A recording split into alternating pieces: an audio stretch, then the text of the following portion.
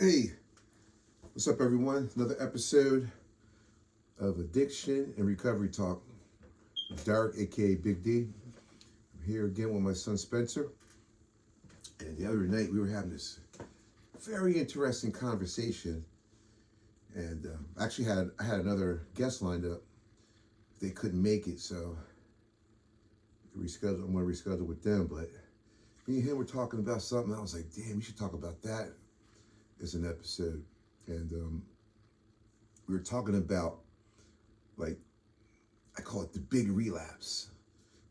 October 16th, 2003, when my first wife relapsed, and it changed our whole family.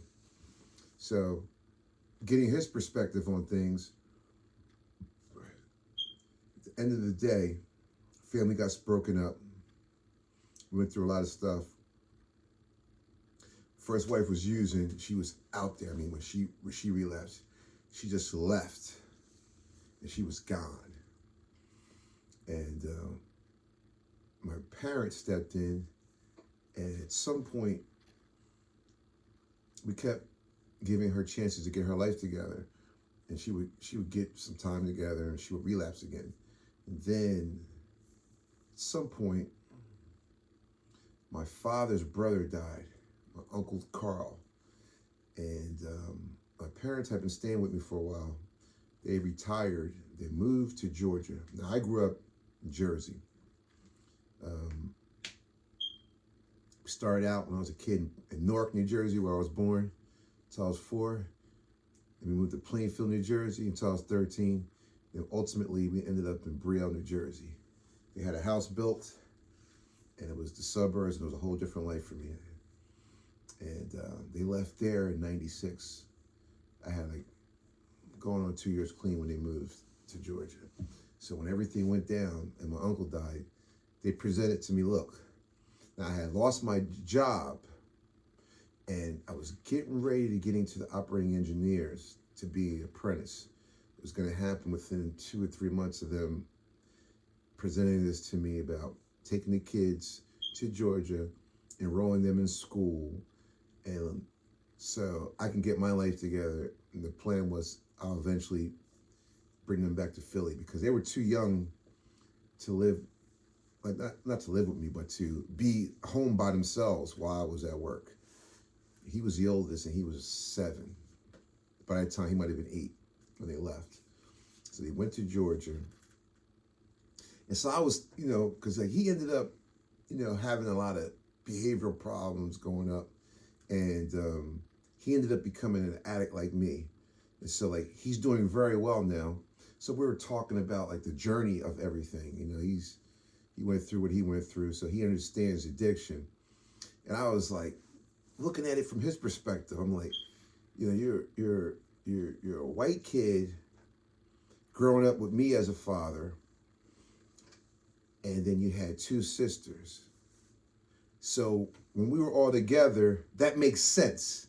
He can identify because they all got the same mom. His mom looks like him.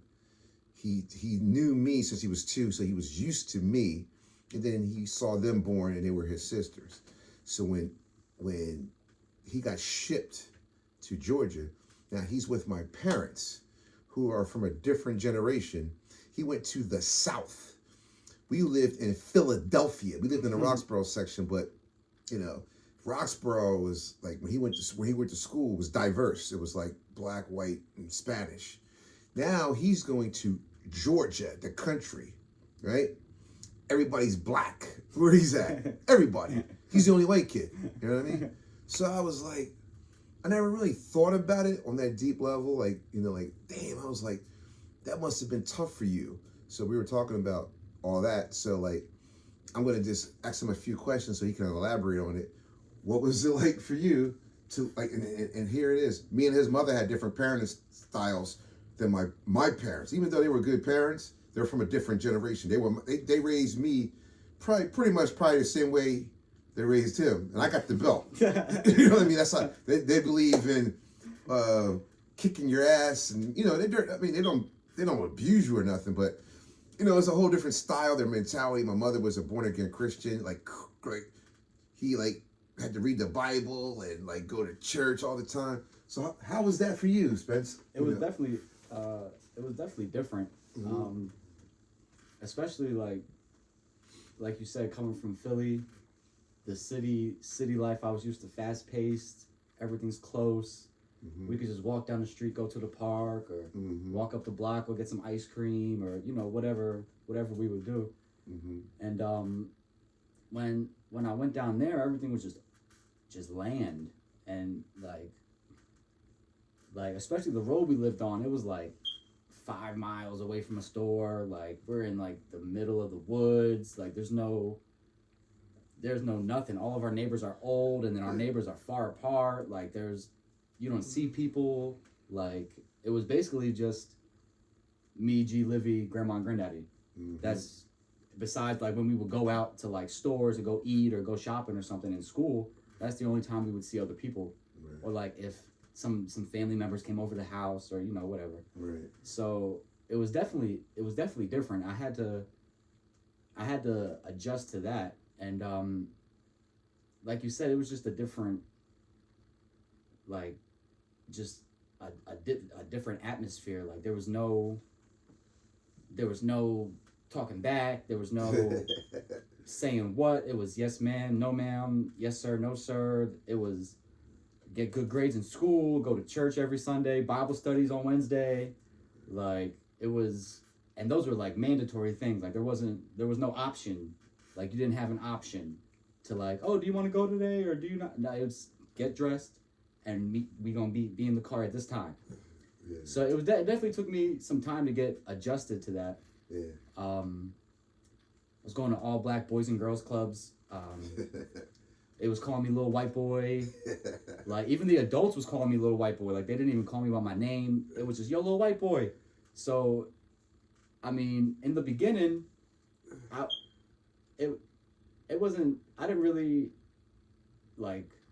It just got normal to me. So it wasn't like, detrimental to me or like it wasn't like. Did he treat you like bad? No, they treated me the same. I'm talking about the other people. Oh, some people were like, you had those people who were like Nasty. Yeah, like nah, bro, get out of here. Like you can't play ball with us. Like Right. go over there. Like go do this. But I kind of just fit in where I could fit in. Right. And got with the people who were accepting and cool and right. Stuff like that. Right. So, but it was definitely it took some getting used to in the beginning. Right. I gotta ask this question. This is the $1 million question, because when I grew up, my mother wasn't a born again Christian until I turned 20. So I didn't grow up in the house with her being like that. It was, by the time she did that, I was already out of the house. How is it to grow up with somebody like, and me and you know how she is. If people don't know, she was. The best way I can describe her is she's a Jesus addict. There's no other subject, maybe family, maybe the weather. Maybe. She doesn't watch anything. She's not alive no more, but she didn't watch anything on TV unless it was Joyce Myers. Yeah, Pat Robertson, Jimmy Swaggart, TBN, Frederick Price, yeah. T.D. Jakes, like Billy she Graham. only watched the Christian stations. That was it. And she didn't sleep much either. I think that's where I get it from. Yeah, no. She was always, she had like, I don't know, how many Bibles? Like 20 of them maybe? At the minimum. And she wrote in them. So she studied. And here's the thing, before they came, she started going to college for theology. That's how much she was into, God and Jesus. It was Jesus. Straightforward. Jesus 24/7. And she could have been a preacher, I think. No doubt. She knew the scriptures. She knew so how was it to grow up in that environment? In the beginning, Mm-hmm. it was different because we didn't really go to church out here. Like before we went down there, we might have gone to church a couple times maybe. Yeah. Like when they would come up to visit us, right, we would go to a church and but when they weren't here, we weren't really we didn't push it. No. Yeah. So when we got down there, there was no choice. There was no do you feel like going? how do you feel today? Are you sick? It was nothing like that. No, you're going. Like, I used to throw up in church because I was sick, Uh-huh. and grandma would be like, "We going to church. You can go to the bathroom if you need be." Like it was definitely different. Why'd you throw up? Because you. I was just sick. Like I had like a stomach bug or something. Oh, but you were just trying to be sick, or. No. Like, or I ate too much. Like one time I ate too much breakfast one time, and I was just like too full, and them down south churches ain't got no air. It's hot. People jumping around, we had to get up when they were singing, and there was no sitting down in the pews. There was no. It was different. Wow. It was definitely an experience. Yeah. And then I kind of started learning, like, okay, if I want this to go smoothly, I got to go with this. Like, right. Accept it. You just got to accept it. Like I done been to so many Bible overnight weekend like camps, like where you stay the night at the church, you spend the whole weekend camping in a tent, and it's just Jesus. I remember she sent me to a weekend camp to learn how to speak in tongues. Yeah, I remember her telling me that.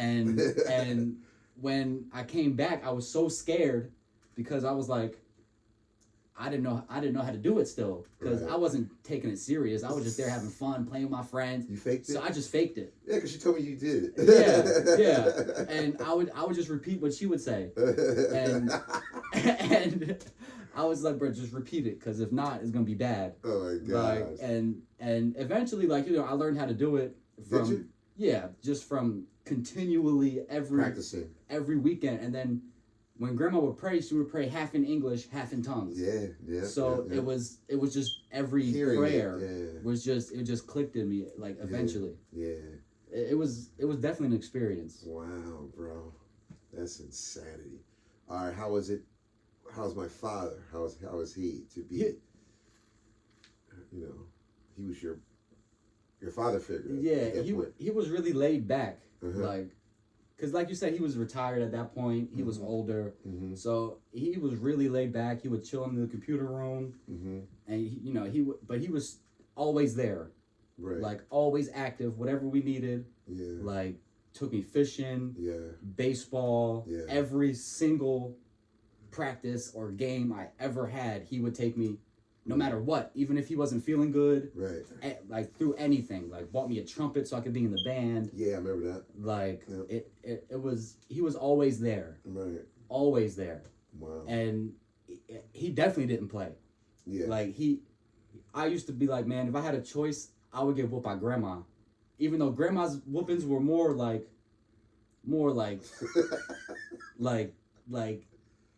what's the word like. Didn't hurt as much? Hands on, like she would do more to me than Granddad would. Granddad was just a belt, but I was so scared of him. Like yeah, me too. I used to be like, bro, please, grandma, just please whoop me just don't let Granddaddy whoop me. Like, can you whoop me, please? Yeah, he was a scary dude, bro. Oh my gosh, I was so scared of him. Yeah. Like I'm surprised I was as bad as I was. Like I don't know why. Like I was that bad. I was like, man, I was so scared of him. Yeah. But I just, would always mess up. Yeah. But some people like us, we just gotta do what we gotta do. Yeah. And we suffer the consequences. Yeah. I was scared of him too, but I always did stuff too. And he always tried to teach me things like life lesson things, like teach me how to be a man and teach me like what men do, and he really got me into like being able to fix things. Right. And like mechanically like inclined as I was, because whenever we had somebody over the house fixing something, he'd be like, yo, whenever somebody's in the house, you get behind them and you stay with them. Like, don't let them be in the house, in this part of the house by themselves. Like, you watch everything they do. Right. So anybody that came over to fix anything, I was just watching them. So I kind of just picked up on certain things. Okay. Like, so it was definitely, he was definitely a great role model for how to be a man, right? And like how to take care of family, right? And be there, like be a pillar, right? I mean, yeah, that's how I feel too. I mean, he wasn't a good communicator, so like, that's my problem I had with him. I mean, like he's making me do stuff, and he's not really telling me why. I rebelled against that personally, but when I got grown, I saw it as a method to his madness. Oh yeah. It was a method to his Oh madness. yeah, like being grown, I realize now, like, okay, this is what he was saying, like, Right. this is how I gotta be, like. Right. Okay. I want to talk about this because this is something we brought up because you were the oldest, so when your mother started doing dirt, you knew what was going on. So can you talk about that a little bit? Because we talked about when she stole my CD. Because I'm a big. I mean, I love music on a deep level. I think I love music more than I love my wives. So I'm only kidding, but maybe not. I don't know. I really love music. It's close. So, I mean, I love music, and I love all type of music.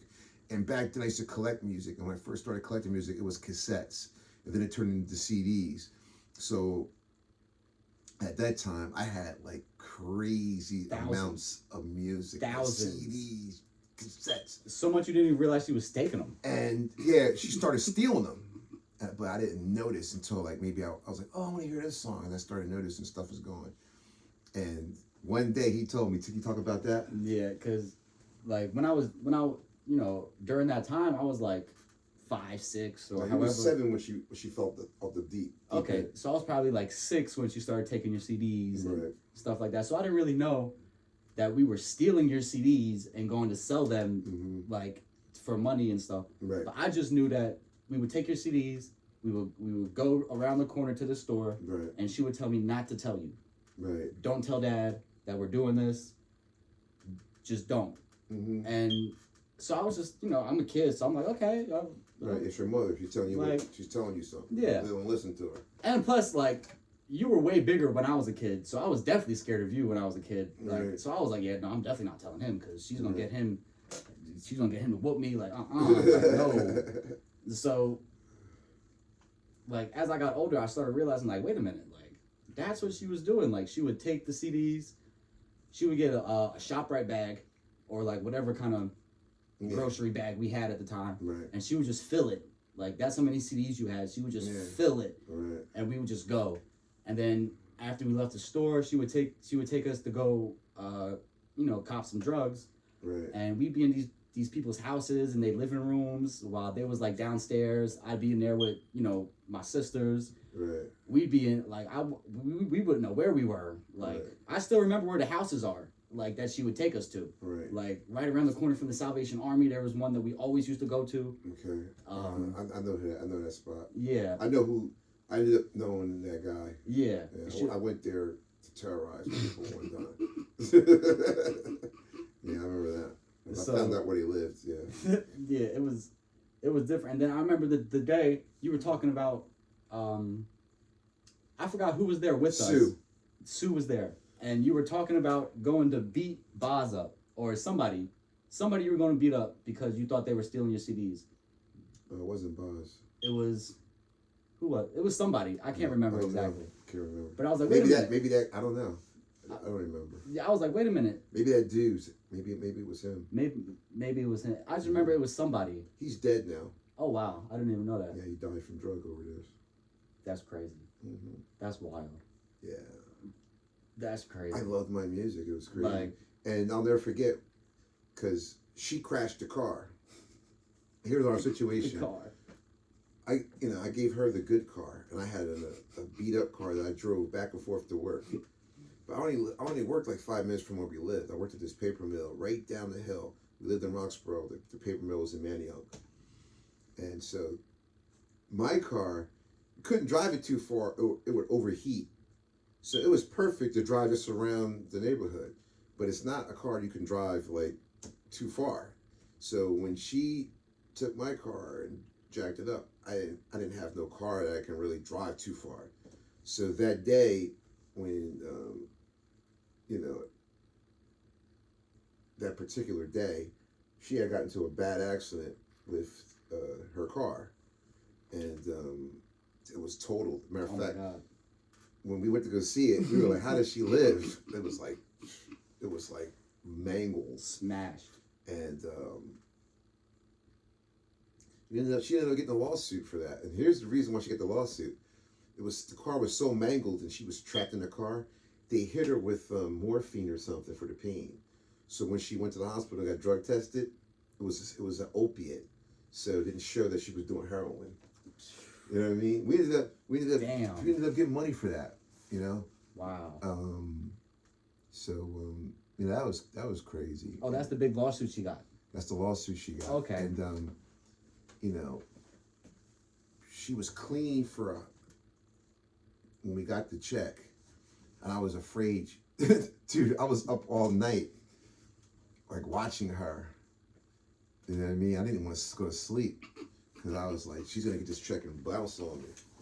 But we went to there, we got the check. She gave me my portion, and then she was bugging me to use the car to do something, and she gave me I gotta admit to her, she gave me like 20-something thousand, and she kept the lower portion, and I let her drive my car, man. I said, drop me off in Center City, and I ended up buying this gold chain. It's the same gold chain. The same gold. I went and bought this gold chain. I went shopping. I thought she was going to use, but I didn't care at that point. And I came home, and she had my car. She ended up buying herself a car, and then she ended up using a couple weeks later all that money. But that got me through the apprenticeship, because like I told you, he's getting ready to get into my union. You got to go through a 2-week orientation. You don't get paid for it, so that covered me to pay bills until I did that orientation, then was able to work. So I mean, it's so many different layers to the story. But we could talk for hours about it. yeah, it's just there's so much stuff you have to really think. Yeah, like to how what order things go. And you know, we were talking about that the other night, and I was like, you know, not like to put it all on her, but I was like, it must have been tough for you as this little white kid to go to Georgia and to have your whole environment change, because at this point, I mean, you were used to me because, you know, you were 2 years old when we met. I basically became your father from the gate. Soon after that, if not right away, because we had Giovanna, and then as soon as Giovanna was born, I think when she was 5 months, we all got an apartment. Remember? I remember the apartment. Valley High apartment. You had your own room. You would have, and the crazy part is, his dad died from a drug overdose the day we moved in. That's crazy. And you know, his people called her. We had just moved in, and you know, of course they were upset. But me and Liz were like, oh yeah, we can get some Social Security, man, because you know. And she went that Monday, and we started getting Social Security, which paid our rent and mortgage for a long time. And it's a roller coaster of a story. But like I said, he went to the South and lived with my parents, and they were retired, and they were, you know, I was, when that all happened, I was probably around like 37 years old. I had my own parenting style. I did take some stuff that I liked that my parents did, but I also, some things I didn't like, I didn't do. So I didn't, at that point, I didn't go to church. I didn't really go to church much. When I got married to my second wife, we joined a church, and I had them in church every Sunday. Oh, yeah. Once they came back to live with me, and I got married a second time, because me and my second wife joined the church, got baptized, and then we had them come to church. Basically me. I went every Sunday, and I took them to Sunday schools. I want, you know, because I had to do that when I was a kid, and I felt like that's a good foundation, you know, to learn about God, you know, as a kid. And then once you get grown, you can do whatever you want, but just to have, you know, and it's a good environment, to, it's positive, you know, I feel like, and, but to like the other day when we were talking, I was like, wow, like, and there's this movie I told him about that I watched as a kid called The Jerk with Steve Martin, and he plays this role where he's this white dude who was raised by a black family in like the Mississippi or something, and he was with them. It was a comedy. It was, whatever. But he was dropped off as a baby, and he didn't even know he was white. He just thought he had some type of some affliction. Why he was like, they told him, he was like, you mean I'm really this? It was, it's like silly comedy, whatever. It was a funny movie. And then I told him that me and my buddy used to call him the jerk because I was like, Spencer's the jerk, man. He's a white kid raised by black people. We used to always laugh and shit. And he was raised, by me and then by my parents. So it's crazy. He knows the black culture because that's the only culture I know. So I can't teach him. I can't teach him another culture. You know what I mean?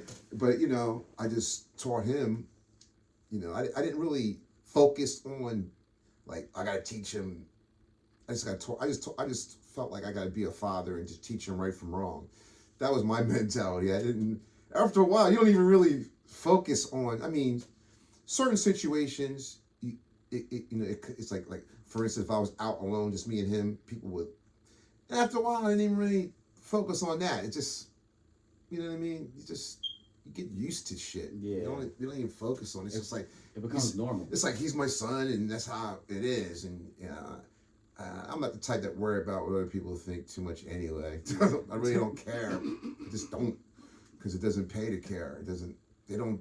If they're not helping you pay your bills or nothing, then fuck them. Not to be like rude or nothing, but like fuck them. Straight up. It's just their opinion. Everybody has one, and everybody thinks the other person's opinion stinks. So whatever. So, man, I'm gonna wrap this up, but it was just an interesting talk we had the other night, and I was like, man, we gotta talk about this, man. This is crazy, and yeah, man. So this is episode 13, I believe. I'll figure it out, but yeah, man, we're gonna keep it going, man. We're gonna keep going. I might have another guest next week, but I think I'm gonna have him come on as much as I can because it's our stories and like, and it's different perspectives. It's my perspective as being the husband and the father, and then his perspective, like he was old enough to know what his mother was doing and to feel that it was wrong at some point. And then I'll never forget that day. Because I was talking to that lady, her name was Sue, and she was from the program, and she was helping me out and driving me around with the kids. And at the end of the day, I bought Chinese food, and they were in the kitchen eating, and me and her were in the living room eating. And I was telling her, man, something's going on with my CDs. And he goes, Dad, I know what happened to your CDs. I was like, what? He's like, yeah, I know. I was like, what happened to them? He said, Mommy took them. And then Giovanni was like, yeah, she put them in a chop right bag. And I was just like, dude. And I gotta say this real quick. Now she was in a hospital, she was jacked up. She had some serious injuries. Now, at that point, I had called my parents, and they were gonna come up from Georgia again, right? So she got out of the hospital. She came to my house, but it was only gonna be for a couple of days because my parents were coming, and she wanted me to let her stay there until she can get into this recovery house. So now I know all this information, so she comes to the house, and I'm pissed. So I'm stewing. And back then, I used to have anger issues. You know what I mean? That's what I was told.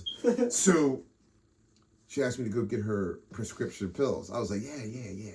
Now my buddy who I went with, remember Young Charles? I remember Young Charles. He was like, D, calm down. Like I was like, Charles, when I get back, so on. He was like, yo, D, just cool out. Just talk to her. I was like, yeah, I got it.